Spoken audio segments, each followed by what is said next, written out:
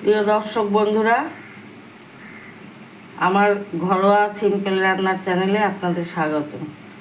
আজ আমি আপনাদের সাথে শেয়ার করতে চলেছি পেঁপে আলুর নিরামিষ তরকারি। এই যে আমি পেঁপে কেটে ধুয়ে নিয়েছি, তার সাথে আলু। এই যে আমি নিরামিষ এটা সর্ষে বাটা দিয়ে রান্না করব, আপনাদের সাথে শেয়ার করব। এই যে আমি কড়াই বসিয়ে গ্যাসে, তেল গরম হয়ে গেছে। আমি একটু সামান্য জিরে ফোড়ন দিয়ে দেবো।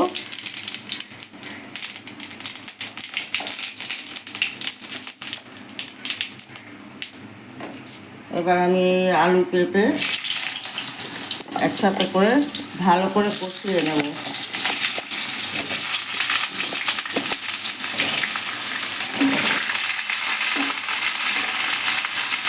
এভাবে আমি ভালো করে কষিয়ে নেব।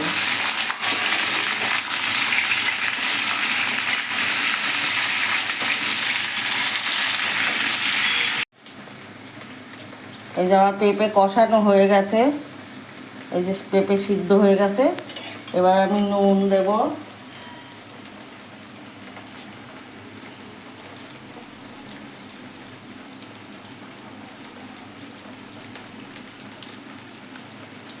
হলুদ দেব। আমি হলুদ দিয়ে কষাই না, কারণ তাহলে তরকারিটা তেতো হয়ে যাবে। হলুদ, নুন, লঙ্কা দিয়ে দিলাম। এবার আমি এই যে সর্ষে বাটা করে রেখেছি, সর্ষের সাথে দুটো কাঁচা লঙ্কা, একটু জিরে, কাঁচা জিরে বেটে রেখেছি, এটা আমি দিয়ে দেব।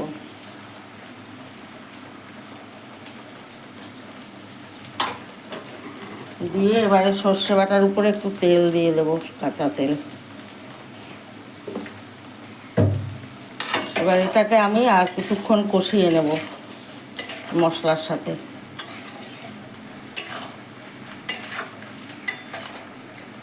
আমার এই মশলা দিয়ে কষানো হয়ে গেছে, এবার আমি জল দিয়ে দেব।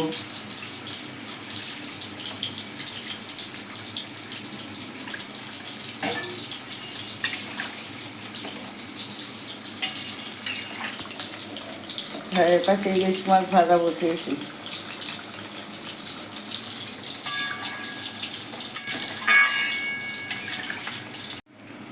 হয়ে গেল আমার পেঁপে আলু নিরামিষ তরকারি সর্ষে বাটা দিয়ে।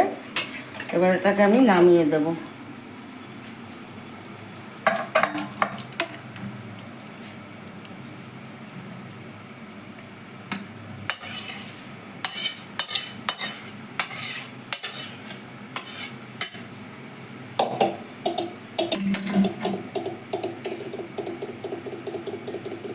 হ্যাঁ দর্শক বন্ধু, আপনাদের যদি এভাবে ভালো লাগে তাহলে আমার ঘরোয়া সিম্পল রান্নার চ্যানেল থেকে লাইক, শেয়ার, সাবস্ক্রাইব করবেন। এটা ভীষণ টেস্টি হয় খেতে।